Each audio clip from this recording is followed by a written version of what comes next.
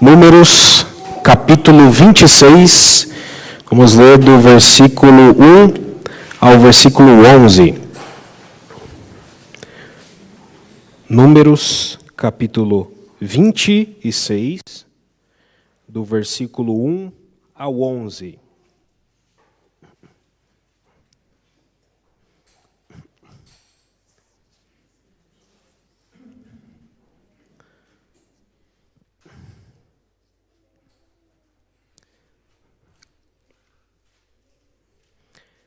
Passada a praga, falou o Senhor a Moisés e a Eleazar, filho de Arão, o sacerdote, dizendo: Levantai o censo de toda a congregação dos filhos de Israel, da idade de 20 anos para cima, segundo as casas de seus pais, todo que em Israel for capaz de sair à guerra.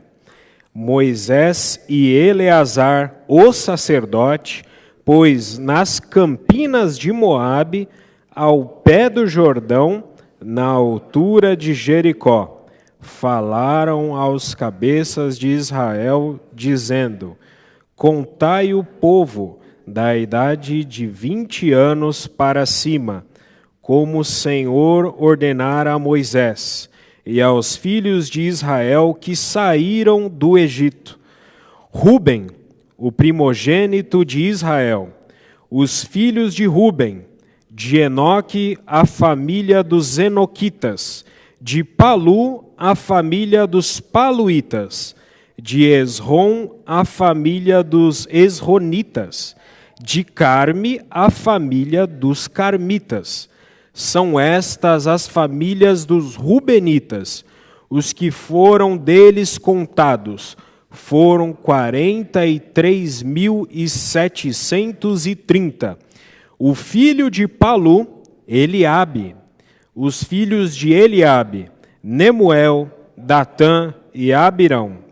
Estes, Datã e Abirão, são os que foram eleitos pela congregação, os quais moveram a contenda contra Moisés e contra Arão, no grupo de Corá, quando moveram a contenda contra o Senhor, quando a terra abriu a boca e os tragou com Corá, morrendo aquele grupo, quando o fogo consumiu 250 homens, e isso serviu de advertência. Mas os filhos de Corá não morreram. Amém. Vamos orar. Senhor, muito obrigado, Senhor, porque nós somos alvos da Tua grande misericórdia. Ó, Senhor, Te rendemos graças, dizemos que o Senhor é bendito, de que o Senhor é bondoso. Ó, Senhor, de que ainda que sejamos infiéis, o Senhor permanece fiel. O Senhor não pode negar a si mesmo.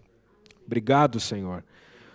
Porque essa misericórdia e essa graça maravilhosa alcançaram-nos. Senhor, e hoje nós temos um grande privilégio de ser raça eleita, sacerdócio real. Senhor, podemos proclamar as virtudes, de um Deus que nos chamou das trevas para a sua maravilhosa luz. Senhor, quão grande é o Senhor. Senhor, digno de ser louvado, Senhor. De fato, Senhor, tudo que somos e o que temos, só nós devemos ao Senhor. E toda a nossa vida, Senhor, é apenas para Te adorar. Leva-nos, Senhor, de fé em fé, de glória em glória, a desejar apenas a Ti. E não desejar mais nada, Senhor. Amém. Há 2 semanas atrás, nós estivemos falando da rebelião de Corá e o seu grupo, né? E a intenção, a princípio, era falar dos filhos de Corá, que vai ser o assunto dessa noite, só que não dava, seria totalmente impossível falar dos filhos de Corá sem falar do seu progenitor, sem falar de Corá. E isso é muito importante de fato.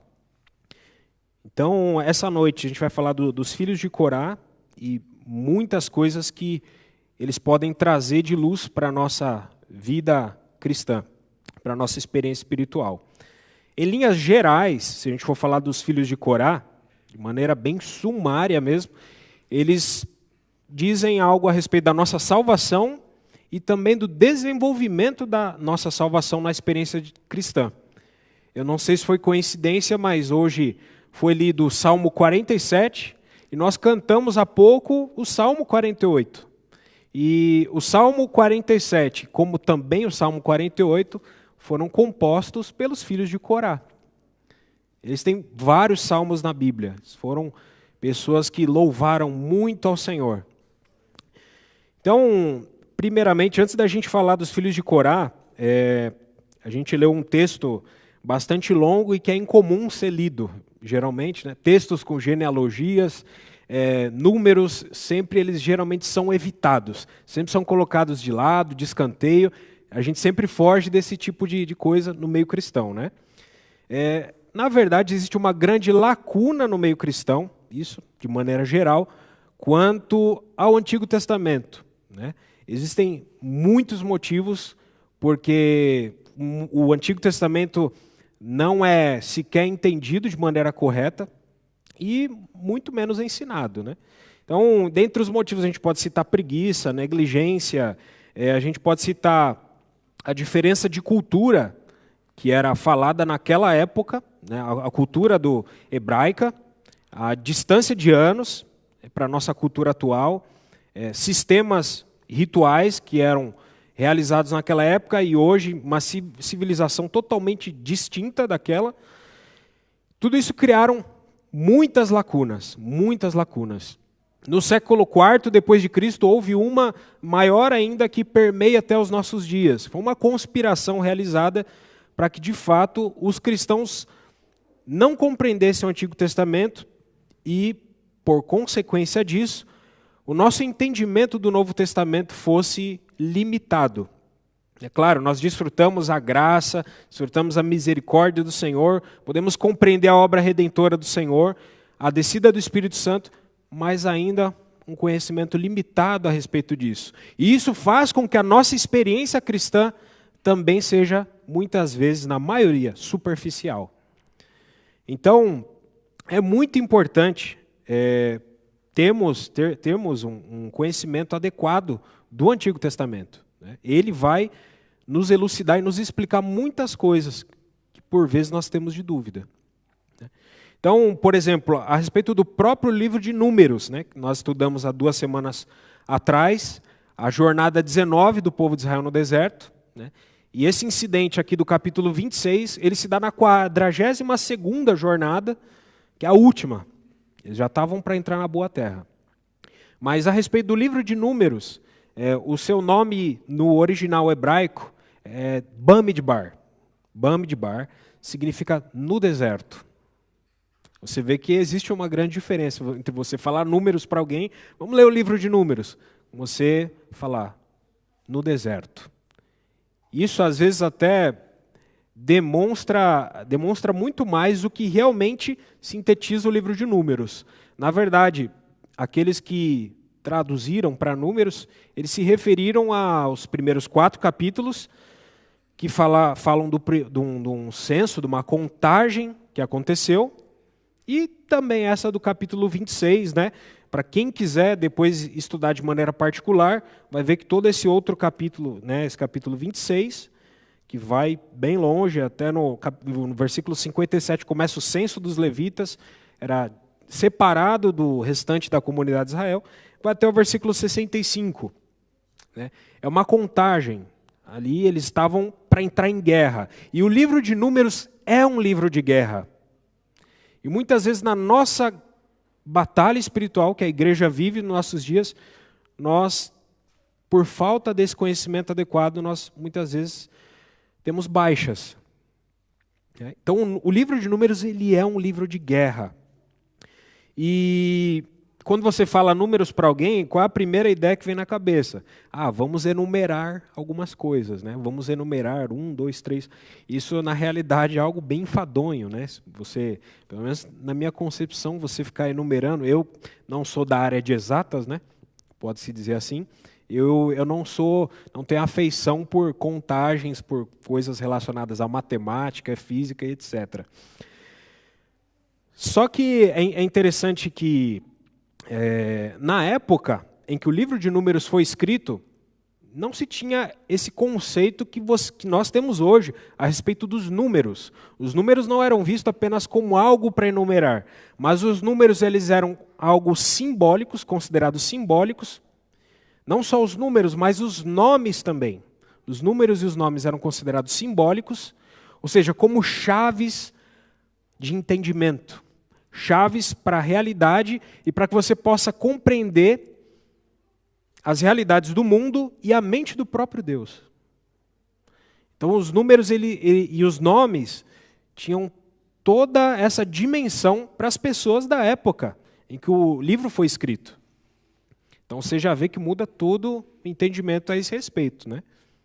E se o Senhor permitir, a gente vai tentar abordar algo a respeito, de maneira muito superficial, é impossível ter tempo, mas algo a respeito dos nomes aqui, que a gente pelo menos leu, né, desses versículos 1 ao 11, né? Então, voltando à mensagem de 2 semanas atrás, né, nós falamos daquele ato catastrófico, daquela rebelião, daquela jornada, a 19ª, que foi a mais terrível das 42 jornadas do povo de Israel no deserto. Jornada que foi conhecida como Quelata, que era o nome do lugar, né, que significa uma assembleia desnorteada, né, não era uma assembleia apenas, mas uma assembleia sem rumo. E agora nessa 42ª jornada, que é aqui onde a gente leu, Números 26, mas ela não compreende apenas o capítulo 26 do livro de Números, ela vai desde o capítulo 22 de Números até os primeiros capítulos do livro de Josué.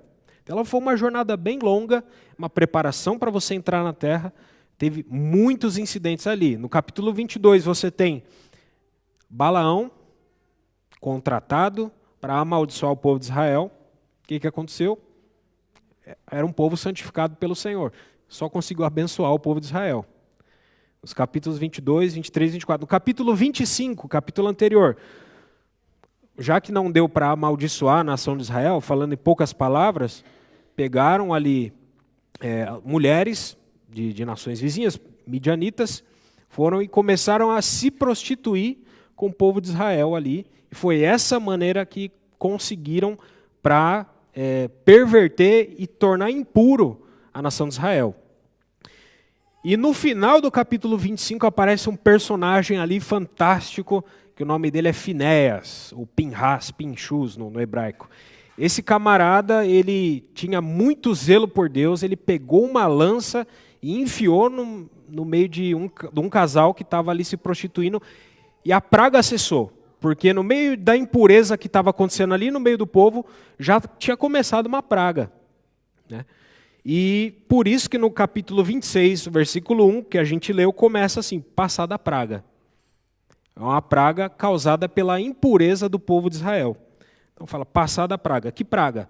Dessa impureza que aconteceu da nação de Israel se prostituindo com as midianitas. Finéias, quando ele enfiou a lança, o texto inspirado diz que no mesmo momento a praga cessou. É muito significativo isso aqui, mas é impossível falar disso aqui. Então, 2 semanas atrás a gente também falou desses 3 personagens, mais aqueles 250 homens, varões de renome, que se levantaram junto com Corá. Corá que significa calvície, ou gelado, frieza. Datã, leis ou ritos, não necessariamente com espiritualidade. E Abirão, que significa pai alto, ou pai da altivez, ou pai de engano. Origem da altivez, origem do engano. Então, junto a essa tríade aí, mais 250 homens varões de renome, e Corá tinha uma intenção ali, implícita, que era tomar o lugar de Arão. Eles ambicionavam o sacerdócio. E Moisés teve a atitude humilde diante do Senhor, de deixar as questões na mão do Senhor. Ele não tomou as coisas para ele e falou, ó, é o Senhor quem vai mostrar as coisas. E o Senhor de fato mostrou. E aconteceu aquela catástrofe, todos nós conhecemos a história, o chão abriu, eles foram tragados, junto com famílias, bens, e depois ainda teve fogo do céu, que consumiu os 250 homens, varões de renome, que estavam junto ali com Corá, Datã e Abirão. Então, esses fatos foram muito, mas muito marcantes para o povo de Israel. E muitas gerações essa história ainda permeou, né? Então, como eu falei, essa foi a 42ª jornada do povo de Israel no deserto, como fala ali no versículo 3, nas campinas de Moabe, ao pé do Jordão. Campinas de Moabe, você pode falar campos de Moabe ou planícies de Moabe, dá na mesma. Então foi justamente nesse lugar onde se deu essa jornada, onde eles ficaram um bom tempo, aconteceram muitas coisas, depois teve o caso das filhas de Zelofeade, e etc, e etc, e etc. Então, né, nessa 42ª jornada, nos campos de Moabe, foi feito um novo censo, uma nova contagem. Por quê? Porque toda uma geração tinha perecido no deserto. Eles saíram de lá com 600 mil homens dispostos, acima de 20 anos para cima, né, homens capazes de ir à guerra. E ali sobrou Josué e Caleb. De 600 mil, sobraram 2. E, como eles já estavam para entrar na boa terra, foi feita uma nova contagem. Esse aqui é um censo, todo censo está relacionado à guerra. E o Senhor, como eu falei no capítulo 25, a prostituição foi feita com as midianitas. A primeira nação onde eles iam lutar eram justamente com os midianitas. Então esse censo foi feito relacionado a isso.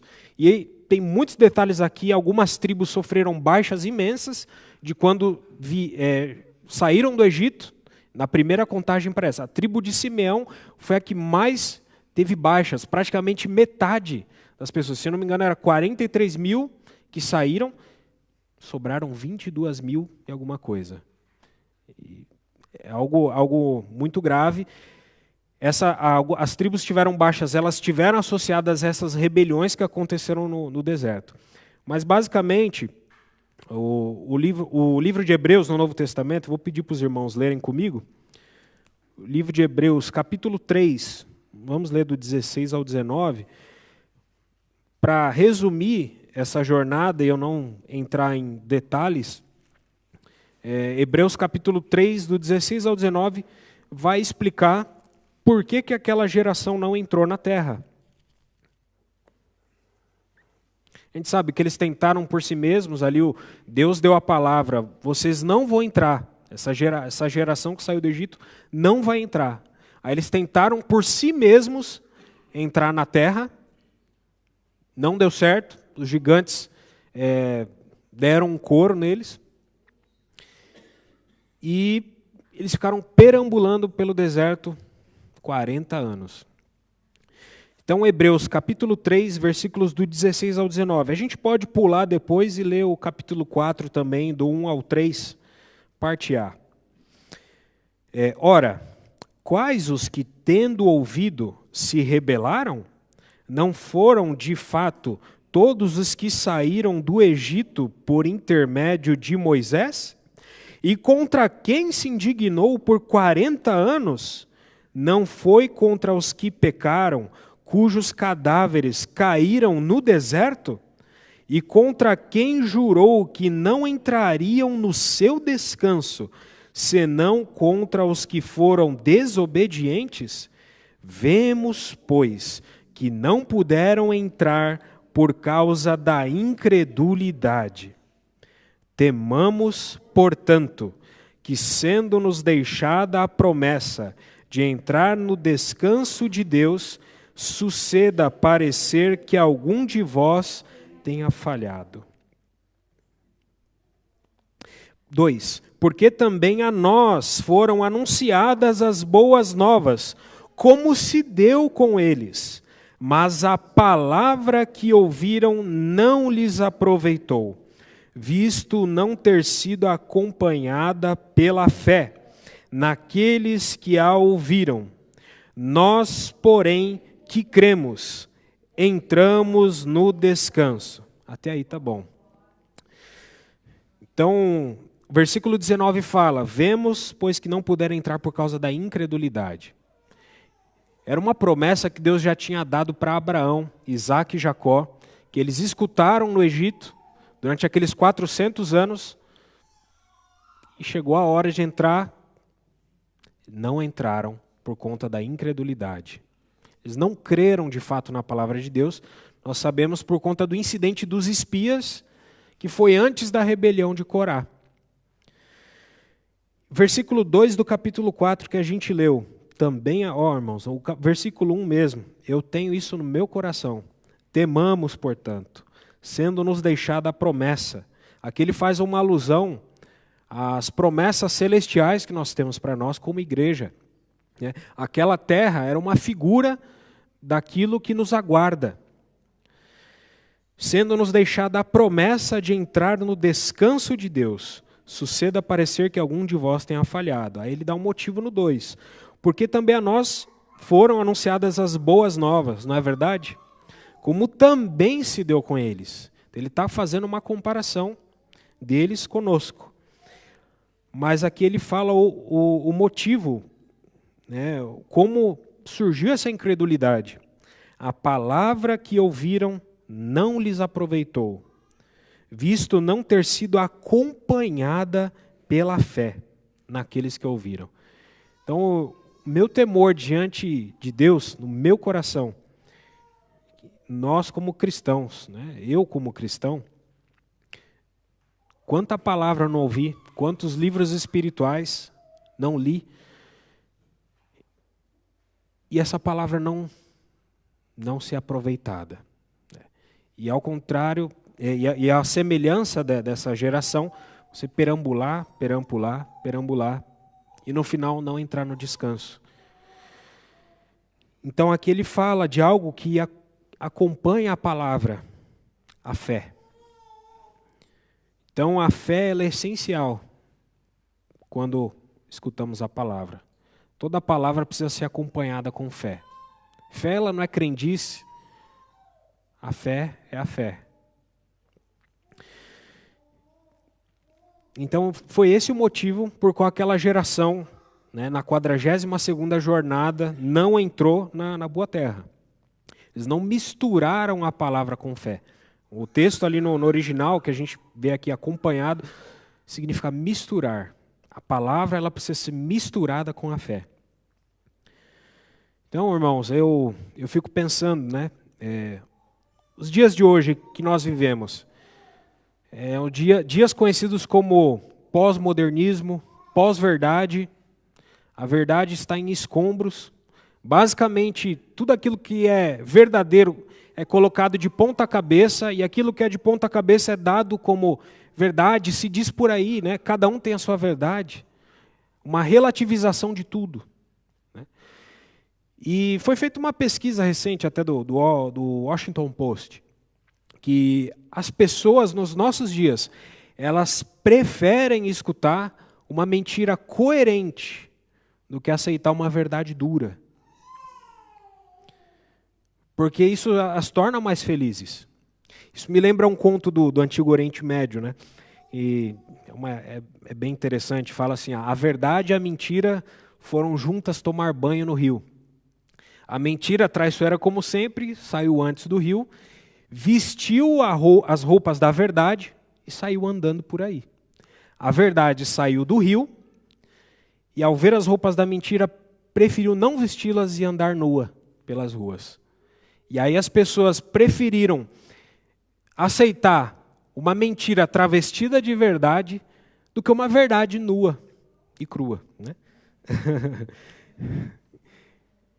Esse é um retrato dos nossos dias. A verdade está aos escombros. Faça de tudo, todos os meios possíveis para ocultar-se a verdade. George Orwell, um escritor ele tem um livro chamado 1984. É um livro muito interessante. Ele diz o seguinte: você falar a verdade num ambiente aculturado pela mentira já é um ato revolucionário. As pessoas ficam chocadas hoje em dia quando falamos a verdade. Então, deixa eu continuar aqui, senão não dá tempo. Então, continuando aqui em Números 26, vamos voltar para o capítulo 26 de Números, o cenário principal ali. Números capítulo 26, a partir do versículo 5 e 6, como eu falei, os números e os nomes, eles são simbólicos, eles são chaves para entendimento e da mente do próprio Deus. No Oriente, tem-se um costume de os nomes que você dá para os seus filhos, ele não é de acordo com a sonoridade, mas ele é de acordo com o significado. Então, camarada saiu da barriga da mãe pegando no calcanhar do outro, esse é Jacó. É um suplantador. No Ocidente, aqui, dá-se o nome a partir da sonoridade. Não se importa com o significado. E aí coloca-se um monte de nomes sem checar-se o significado. O fato é que a palavra inspirada de Deus mostra muitos nomes. E geralmente sempre esses nomes, seguindo esse costume do Oriente, denota a experiência da pessoa. Sintetiza o que foi a vida da pessoa. Então aqui no capítulo 26, eu vou pegar aqui apenas o versículo 5 e 6, mas isso aqui também vale para todas as genealogias bíblicas. Vale o seguinte: quando você une o significado dos nomes, em toda a genealogia bíblica, forma-se uma mensagem. Parou para passar? Que interessante e que maravilhosa a palavra inspirada de Deus. A Bíblia não é qualquer livro, como tem-se querido colocar, né? E tem-se tentado analisar a Bíblia e julgar a Bíblia, e não ser julgado pela palavra. A Bíblia ela não é qualquer livro. Nenhuma promessa falhou, a Bíblia ela sempre vai dar a última palavra em tudo. Nosso Senhor Jesus falou, nenhum i ou tio passará. 30% da Bíblia são profecias, e todas que tinham que acontecer, aconteceram com 100% de exatidão. Não existe um livro que se compare com a palavra de Deus, que não tenha a mesma coerência. Em épocas tão distantes, escritores de épocas tão distantes escreveram, e as coisas sempre se encaixavam.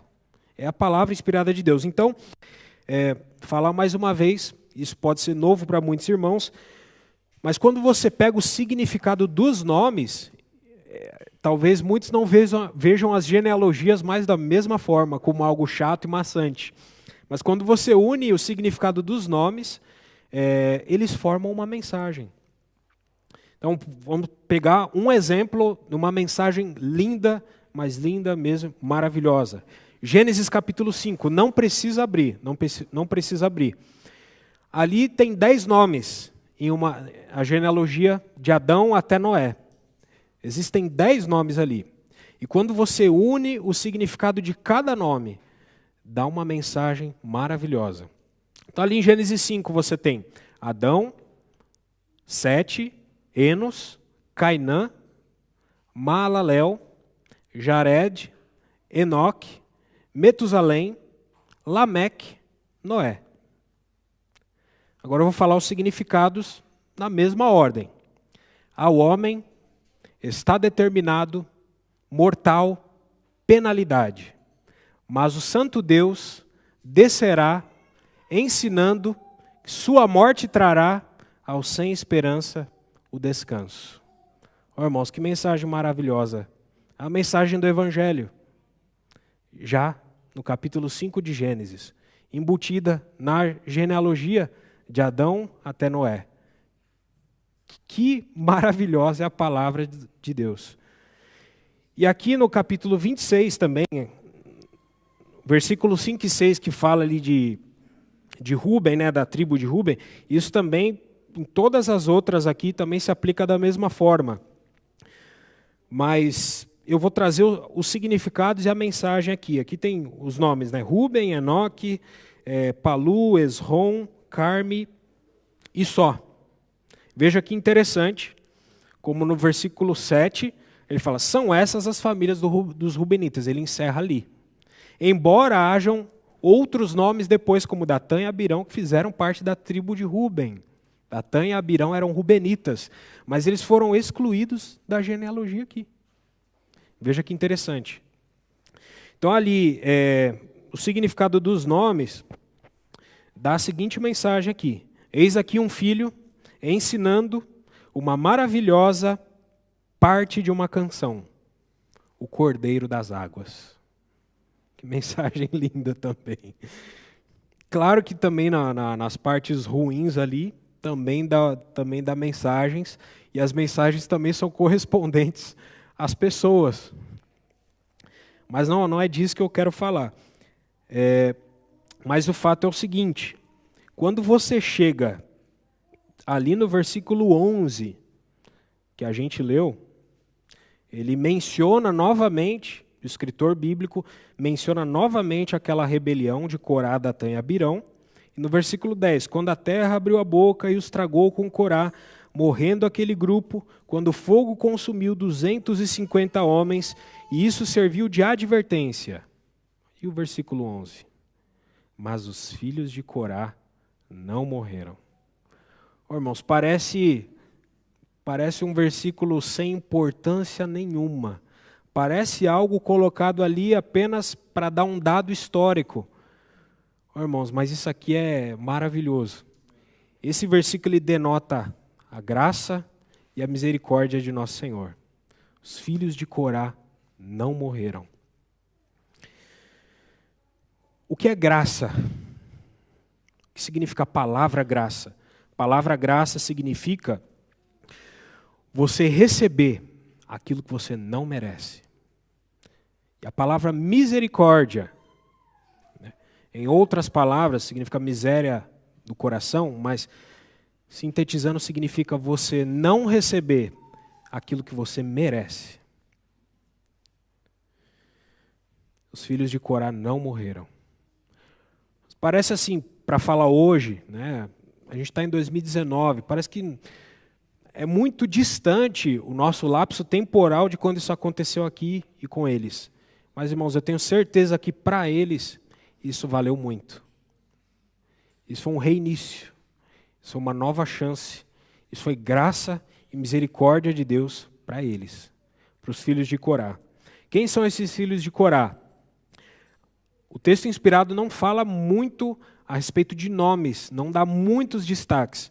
Mas ali em Êxodo 6, versículo 24, não precisa abrir, fala do nome de 3 filhos de Corá. E olha que interessante como o nome sintetiza a experiência dessas pessoas. Ali menciona Assir, um dos filhos de Corá, que saiu do Egito. Assir significa prisioneiro. Saiu do Egito, se sentiu um prisioneiro. Nós temos Eucana. Eucana significa zelo de Deus. Ó, Deus foi zeloso ali, naquilo que aconteceu. E nós temos um último, 3, que são comentados ali em Êxodo capítulo 6, versículo 24. Abiasaf significa pai consumidor. Isso foi e sintetiza o que eles viram ali. Mas os filhos de Corá não morreram. E esses filhos de Corá entraram na boa terra e passou-se um silêncio significativo, um silêncio bem grande de muitos anos, sem ninguém falar nada a respeito deles. Lembre-se, isso foi um reinício para eles. Um reinício. E claro que essa experiência os marcou muito, a experiência do pai deles, a experiência do progenitor deles, Corá. A palavra Corá, como eu falei, o significado significa calvície ou gelado, frieza. Mas a mesma raiz da palavra Corá também é a raiz da palavra Calvário.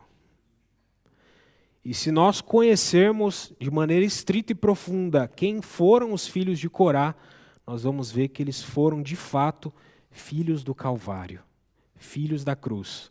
Eles foram exatamente o oposto do que Corá e a sua trupe foram. Corá ambicionava o sacerdócio. Os filhos de Corá não ambicionavam nada, a não ser a presença de Deus. Datã e Abirão, pai de engano, pai da altivez, leis ou ritos, eles só queriam saber de louvar o Senhor, os filhos de Corá. Eles foram exatamente o oposto do que foram Corá. Isso os marcou profundamente. Então, em 1 Crônicas, esse eu vou pedir para os irmãos abrirem, 1 Crônicas capítulo 6, dos versículos 31 a 34.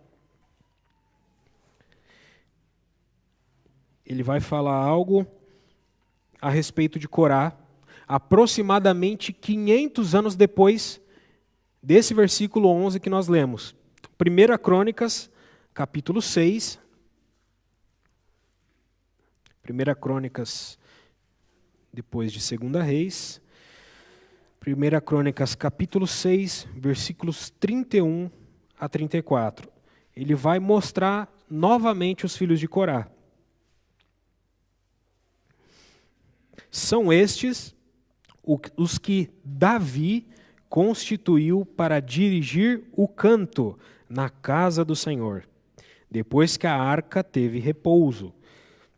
Ministravam diante do tabernáculo da tenda da congregação com cânticos, até que Salomão edificou a casa do Senhor em Jerusalém. E exercitavam o seu ministério segundo a ordem prescrita. São estes os que serviam com seus filhos, dos filhos dos coatitas, Emã, o cantor. Filho de Joel, vou continuar até o final aqui no 38. Filho de Samuel, sim, esse aqui é o profeta Samuel.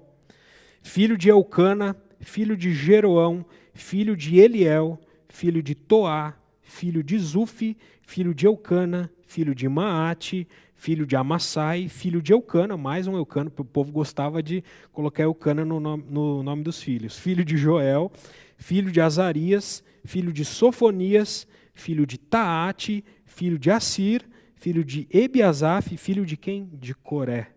Filho de Izar, filho de Coate, filho de Levi, filho de Israel. Então aqui novamente os filhos de Corá aparecem. E aqui ele traça a genealogia numa ordem decrescente, né? De Emã, e que interessante que o texto bíblico coloca um adjetivo para ele, o cantor. Emã, o cantor. E a genealogia dele vai até Israel, ou seja, até Jacó. Então passaram-se muitas gerações ali, como eu falei, aproximadamente 500 anos, até você chegar em Emã, o cantor, que foi colocado junto à sua família. Isso é interessante aqui, no versículo 33, serviam com seus filhos. Eles não serviam sozinhos, serviam com a sua família. E foi o rei Davi que os constituiu para dirigir o canto na casa do Senhor. Davi aqui é um tipo de Cristo. Davi, ele é um tipo de Cristo na Bíblia, né? Em muitos aspectos, em outros não. E então Davi os constituiu para o canto. A gente vai ver, tem outras porções da palavra que falam também sobre os filhos de Corá, em 2 Crônicas mesmo. Tem aquele famoso episódio do rei Josafá indo para a guerra, e na guerra, ao invés dele colocar na frente, né, os guerreiros, ele coloca os cantores. Ali naquele texto, está em 2 Crônicas, capítulo 20, dos versículos de 18 até o 30, menciona lá que os filhos de Corá estavam ali, na frente daquela batalha. O louvor como uma arma de guerra.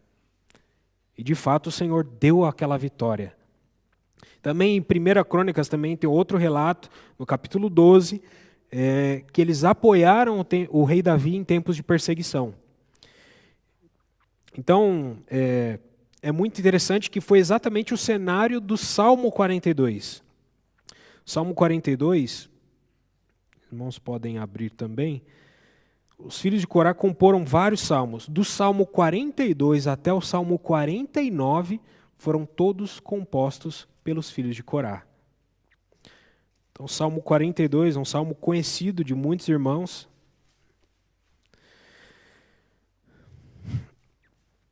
Não sei se na Bíblia dos irmãos, na parte de cima do salmo, fala lá, ao mestre de canto, salmo didático dos filhos de Corá. Essa parte, no texto original, faz parte do texto bíblico. Também faz parte do texto bíblico. Então, essa parte é uma parte inspirada pelo Espírito Santo. Então, salmo didático aparece na minha Bíblia, né? Algumas outras Bíblias pode aparecer como masquil. Masquil significa didático. É um salmo com ensinamento. E esse salmo aqui é um salmo maravilhoso. É um salmo que, ao mesmo tempo, ele descreve 3 situações. Veja que sabedoria Deus deu. Os filhos de Corá descrevem a sua situação, ao mesmo tempo descreve a situação do rei Davi, porque eles estavam acompanhando o rei Davi aqui, e também descreve a situação do Messias, do nosso Senhor Jesus Cristo, em alguns momentos de vida. Então, o mesmo salmo descreve 3 situações, e é um salmo didático. Existem vários salmos didáticos na palavra de Deus, os chamados masquilim, né? E então, o Salmo 42, ele começa dizendo: como suspira a corça pelas correntes das águas, assim por ti, ó Deus, suspira a minha alma. Ó, irmãos, esse texto é lindo. Vê que eles não suspiravam por uma carreira eclesiástica, não suspiravam por qualquer coisa, pela alegria da salvação, pelo sangue do Senhor, não suspiravam por N bênçãos e benefícios que nós podemos ter e que eles poderiam ter. Eles suspiravam por Deus mesmo. Ó, irmãos, isso denota trabalhar da cruz. E se nós vermos todos esses salmos de Corá, 42 ao 49, mas também há outros, Salmo 84, Salmo 85, Salmo 87, Salmo 88, também escrito pelos filhos de Corá. Todos esses salmos denotam trabalhar da cruz. Isso a gente pode denotar no próprio salmo. O contexto onde esse Salmo 42 foi escrito foi o seguinte, para quem conhece a história, vou tentar resumir. Rei Davi teve o caso com Batseba, e Deus falou que a espada não se apartaria da casa dele. Anos depois, Davi tinha alguns filhos que já estavam maiores, Amnon, Absalão, Tamar, e a gente sabe que houve um caso de incesto. O filho de Davi, Amnon, tomou a sua irmã, e o filho de Davi, Absalão, que era tido como muito belo, alguém de renome, matou o irmão Amnon. E durante muito tempo, esse filho de Davi escutou conselhos de Aitofel, e chegou dado momento que as pessoas vinham diante do rei, e o Absalão parava e resolvia as questões para as pessoas, bajulava as pessoas, e dizia nas entrelinhas para as pessoas que o rei não queria saber nada com elas, ao ponto de depois ele dizer ao rei Davi: vou oferecer sacrifícios. E ele foi aclamado rei em determinado lugar. O próprio filho quis tomar o trono do seu pai. E o rei Davi, diante dessa situação, quando soube da notícia, saiu da cidade de Jerusalém, e muitos que eram por Davi foram junto com Davi. Então, eles estavam passando por um momento de muita aflição, escassez de alimento. Os filhos de Zadok, sacerdote Abiatar, estavam com Davi. E foi justamente nesse contexto, onde Davi estava sendo perseguido, né, por Absalão, onde esse salmo foi composto. Os filhos de Corá estavam com Davi. E eles escreveram esse texto, descrevendo essa situação do rei Davi, mas ao mesmo tempo descrever a sua situação e também a situação do Messias. Mas veja que interessante, diante de um contexto de perseguição, diante de um contexto de dificuldade, qual era a oração deles? Senhor, vinga-me dos meus inimigos, como a corça suspira pelas correntes das águas. Assim por ti, ó Deus, suspira a minha alma. A minha alma tem sede de Deus, do Deus vivo. Quando irei e me verei perante a face de Deus? Versículo 3 denota mais ainda o contexto da situação deles. No meio desse clamor por Deus, a situação deles era de as minhas lágrimas têm sido o meu alimento dia e noite. Enquanto me dizem continuamente, o teu Deus onde está? Lembro-me destas coisas e dentro de mim se me derrama a alma. De como passava eu com a multidão do povo e os guiava em procissão à casa de Deus, entre gritos de alegria e louvor, multidão em festa. Por que estás abatida, ó minha alma? Por que te perturbas dentro de mim? Espera em Deus, pois ainda o louvarei, a Ele meu auxílio e Deus meu. Oh, irmãos, isso aqui é lindo demais. Diante de tal situação, ele conversa com a sua própria alma. Por que você está abatida? Eu ainda o louvarei. Era essa a preocupação dos filhos de Corá. Não era com a situação exterior que eles estavam passando, mas tudo que eles queriam era louvar ao seu Deus. Eles não pediram benefício algum. Tudo que eles queriam era a Ele. Aí o versículo 6 ainda fala mais uma vez: sinto abatida dentro de mim a minha alma, lembro-me, portanto, de ti. Nas terras do Jordão e no Monte Hermon e no outeiro de Mizar. E aí ele continua, no versículo 8: contudo o Senhor durante o dia me concede o quê? A sua misericórdia. Os filhos de Corá souberam que era a misericórdia. À noite comigo está o seu cântico, uma oração ao Deus da minha vida. Que expressões maravilhosas. Digo a Deus, minha rocha, por que te olvidaste de mim? Porque hei de andar eu lamentando sob a opressão dos meus inimigos? Esmigalham-se-me os ossos, quando os meus adversários me insultam, dizendo, o teu Deus onde está? Por que estás abatida, ó minha alma? Por que te perturbas dentro de mim?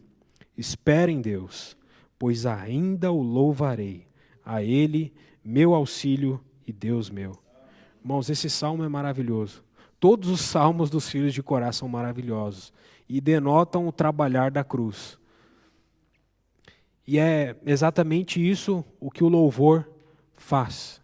Os salmos são louvores. Os salmos, e ainda aqui é um salmo didático, é um louvor com ensinamento. Originalmente o Salmo 42 e o 43 são o mesmo salmo, mas aqui eles foram separados. Mas basicamente eles são o mesmo salmo. No Salmo 44, ele fala muito da misericórdia do Senhor. Salmo 45, um salmo maravilhoso. Um salmo que ele fala de transformação espiritual. De boas palavras transborda o meu coração. Ao rei consagro que compus. A minha língua é como a pena de habilidoso escritor. E aí ele começa a doxologia, linguagem teológica, mas significa adoração. Tu és o mais formoso dos filhos dos homens.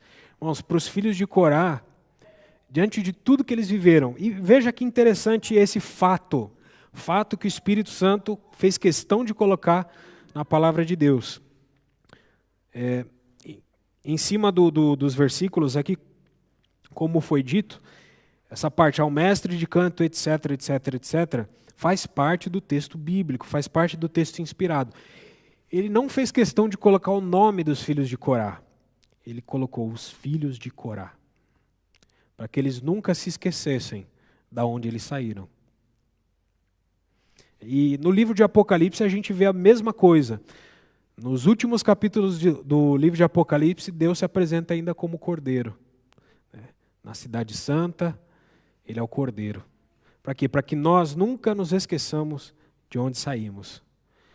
Os filhos de Corá tiveram um progenitor rebelde, Corá. Nosso progenitor também é o mesmo, Adão. Ele se rebelou à palavra de Deus. Deus falou, né? De toda árvore do jardim comerás livremente, mas... e etc, etc, etc. Os irmãos conhecem a história. A questão em si ali não tinha nada a ver a respeito de árvores, mas era desobediência à ordem de Deus. Desobediência à palavra de Deus.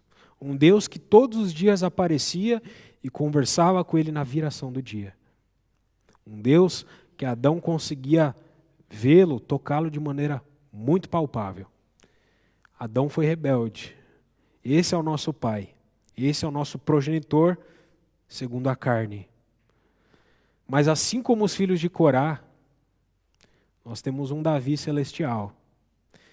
E ao ver a nossa situação, a situação da igreja hoje, se nós formos colocar de maneira geral, tantas e tantas aberrações que têm sido feitas, não seria nada estranho se a terra abrisse e nos tragasse. Seria justo, diante de tantas coisas que são feitas por aí. Ativismos, campanhas e mais campanhas.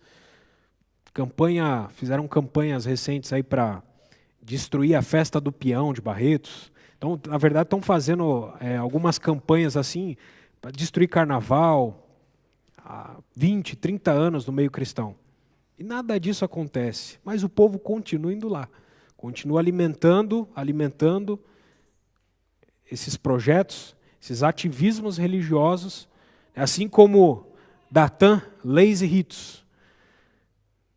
Tantas coisas são feitas para alimentar a alma dos homens e deixá-los de espírito vazio no meio cristão. Não seria mesmo nada de estranho se o chão se abrisse. Nós estamos no período mais difícil da igreja na Terra. Colocar todas as épocas até hoje, nunca existiu um período com tão pouca oração, com tão pouca intercessão, com tão pouco louvor e com tanta preocupação com as coisas próprias, com a preocupação com a minha situação. Isso é um fato. As circunstâncias exteriores têm norteado a nossa vida, a tecnologia que é para ajudar, mas mais tem atrapalhado do que ajudado.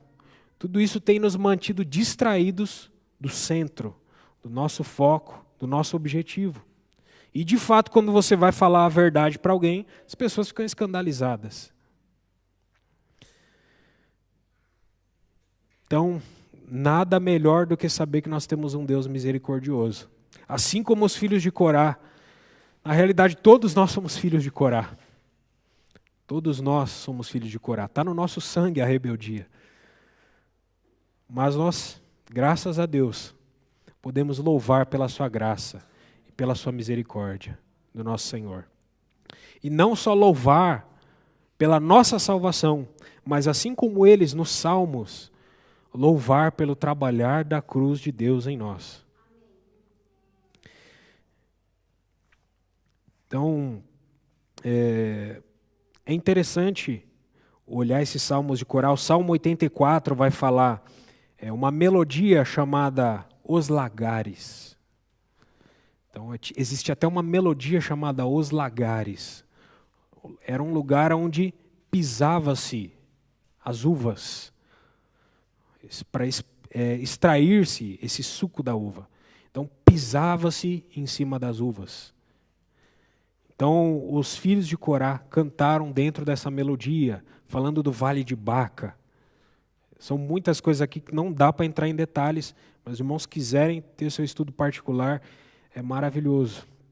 E louvar ao Senhor é maravilhoso. Eu fui profundamente tocado ao estudar essa palavra a respeito dos filhos de Corá. Um último versículo, irmãos.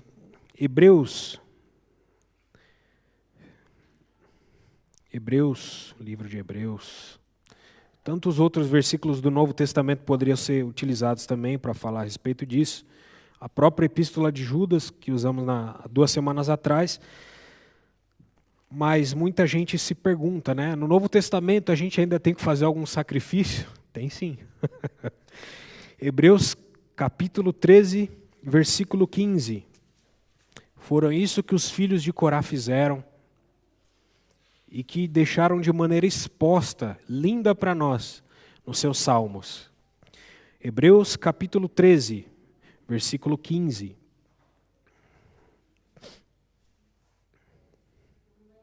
Amém.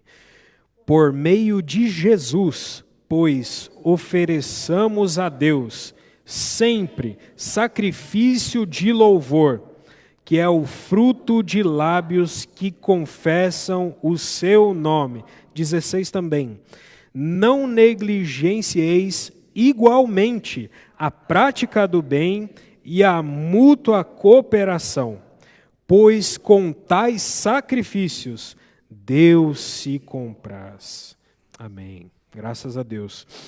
Eu queria dizer uma coisa. Esse versículo 15 é muito precioso. Nós temos um sacrifício a ser feito no Novo Testamento. É um sacrifício de louvor. O louvor, diz a irmã Hannah Moore, é o único serviço cristão onde o ego não tem espaço. O louvor é o único serviço cristão onde o ego não tem seu espaço. O ego pode encontrar espaço até mesmo nas nossas orações, em outros serviços cristãos. Mas o louvor é o único serviço onde o ego não tem espaço. Então, o que é um sacrifício? O sacrifício é uma oferta. E uma oferta significa perda e significa morte. Quando o ofertante no Antigo Testamento vinha com o animal, ele sabia que ele perderia aquele animal, que era seu, uma propriedade sua, ele perderia aquele animal e não só isso, aquele animal morreria, como um ato substitutivo, para substituir ele. Então havia uma perda. Irmãos, hoje falar em perdas é muito difícil no meio cristão. Só se fala de acréscimos de você ser bom, psicologia no meio cristão, de você acrescentar, que você precisa ter vitória. Mas nós precisamos perder. Perder é o meio de se ganhar. Não existe vitória senão por meio da perda. Então isso é um sacrifício.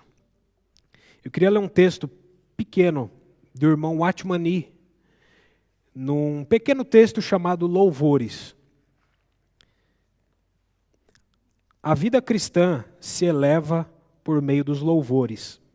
Louvar é transcender a tudo para tocar o Senhor.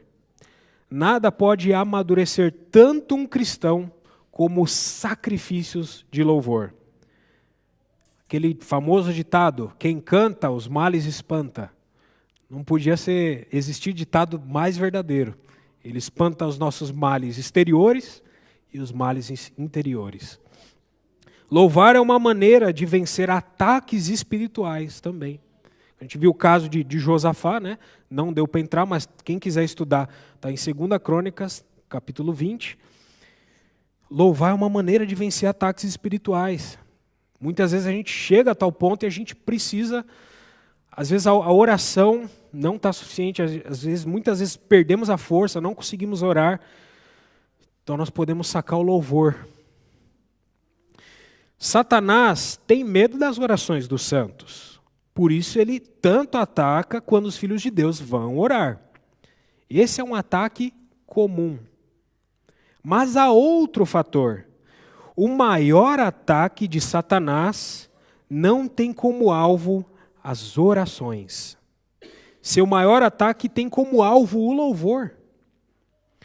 Orar é uma guerra, mas louvar é uma vitória.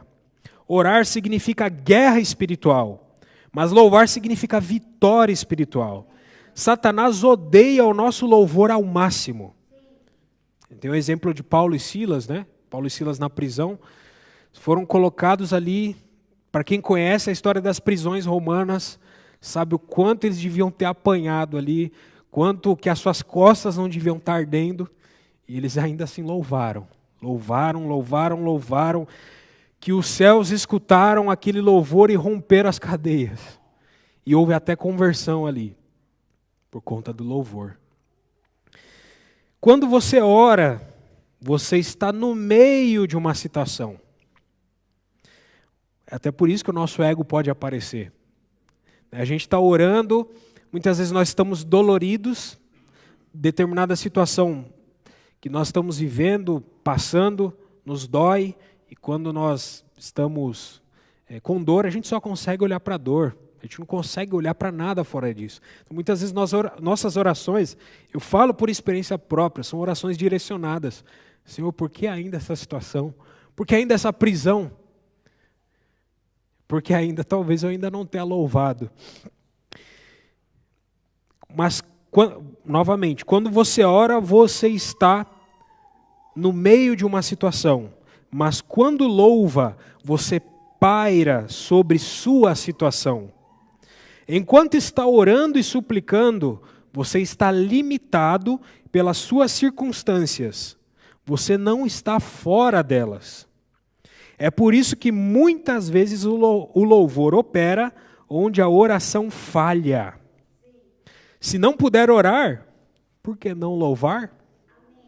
Sempre que esgotar sua força para orar e seu espírito estiver oprimido, ferido ou abatido, louve-o. Se não puder orar, tente louvar. Se você oferecer seu louvor nesse momento, o Espírito de Deus operará em você. Abrirá todas as portas e quebrará todas as cadeias. Eu queria ainda falar um pequeno texto da irmã Hannah Moore, a mesma que falou que o louvor é o único serviço cristão onde o ego não tem espaço. Toda oração não necessariamente possui louvor, mas todo louvor possui oração. No louvor, saímos de nós mesmos e pensamos naquele a quem o oferecemos. É o mais puramente desinteressado de todos os serviços. É gratidão sem solicitude, reconhecimento sem petição. A oração é a expressão transbordante de nossos desejos. O louvor é a expressão de nossas afeições. A oração é a linguagem do indigente. O louvor é a linguagem do homem redimido. A oração é a filha da fé. O louvor é o filho do amor. A oração é o único caminho para o céu. O louvor já está lá. Irmãos, é por isso que nós vemos nas Escrituras tanto louvor. E nós temos um livro maravilhoso como o livro de Salmos. Salmo 46 ainda, é um salmo dos filhos de Corá. Eu acho que eu extrapolei o tempo. O Salmo 46 é um salmo de batalha, é um salmo de guerra, é um salmo onde havia situações difíceis ali. E foi baseado nesse salmo que Martinho Lutero, 500 anos atrás, compôs, baseado nesse salmo, um cântico que permeia todo o ambiente cristão. Um cântico chamado Castelo Forte. Todo mundo conhece. E foi baseado no Salmo 46 dos filhos de Corá. Castelo forte é o nosso Deus, espada e bom escudo. Com o seu poder defende os seus, em todo transe agudo. Pois com furor tenaz nos tenta Satanás, com ânimo cruel, astuto e muito rebel, igual não há na terra. E por aí vai, mas no final é muito interessante como ele une a última estrofe desse cântico, Martinho Lutero, com os Salmos de Corá. Se, pois, nos suceder, família, bens perder, se tudo acabar e a morte enfim chegar, com ele reinaremos. Irmãos, filhos de Corá denotam um serviço desinteressado a Deus. A cruz trabalhou tanto neles que eles não tinham mais nenhuma ambição, nenhum propósito, a não ser como a corça ansiar por seu Deus. Eles não queriam mais nada, eles só queriam a Ele. É o serviço mais desinteressado possível. Eles só queriam saber de louvar o seu Deus. Ó, irmãos, que o louvor abunde nos lábios cristãos. Que possamos, assim como o Salmo 150, esse não é dos filhos de Corá. Ali é um mandamento. Todo ser que respira, louve ao Senhor. Irmãos, às vezes nós não pensamos, mas por trás de cada passarinho, por trás de cada baleia, existe um clamor. Maranata, vem Senhor Jesus. Maranata. Louvor, ele pode estar em qualquer situação, muitas vezes momentos de dificuldade. Abacuque, capítulo 3. Ainda que a figueira não floresça. Eu gosto muito de um cântico, parafraseando esse capítulo 3 do livro de Abacuque, do irmão Estênio Márcios. É muito lindo. A canção significa e se? Eu vou falar para os irmãos aqui. A figueira não floresce, não há fruto na videira, o produto da oliveira mente, e os campos não produzem, o curral está vazio, o aprisco está deserto. Tudo isso se passando, e mesmo assim o profeta vai se alegrando em Deus. Mas e se fosse comigo? Para que mesmo que eu vivo, onde está a minha alegria? E se a dor for minha sina, será que ainda faço rima? Canto alegre a melodia? E se eu perdesse tudo? Será que contudo me alegraria em Deus? Eu quero ser, não quero ter. Eu quero crer, não quero ver.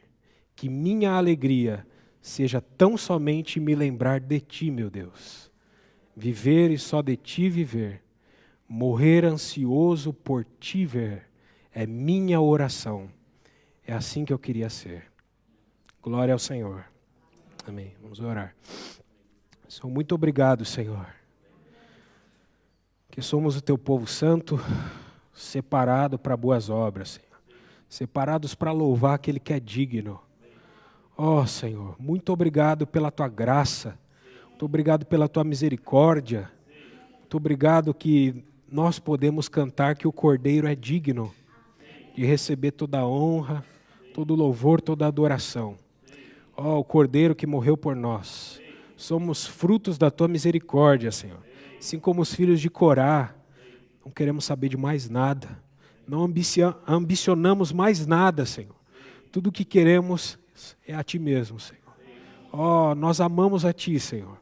Ó, tudo o que queremos é estar aos Teus pés. Assim como Maria, Senhor, escolher a boa parte. Uma parte que não será tirada, Senhor. Ó, Senhor, derramar, Senhor, a nossa vida perante o Senhor. Não existe mais nada nobre nessa terra. Não existe nenhum outro serviço mais puro do que esse. Ó, Senhor, muito obrigado, Senhor, pelo privilégio de que o Senhor nos deu bocas para louvá-lo, para cantar, Senhor. Fazer o Teu nome conhecido, Senhor. Digno ao Senhor. Louvado seja Teu nome, Senhor. Glória a Deus. Amém.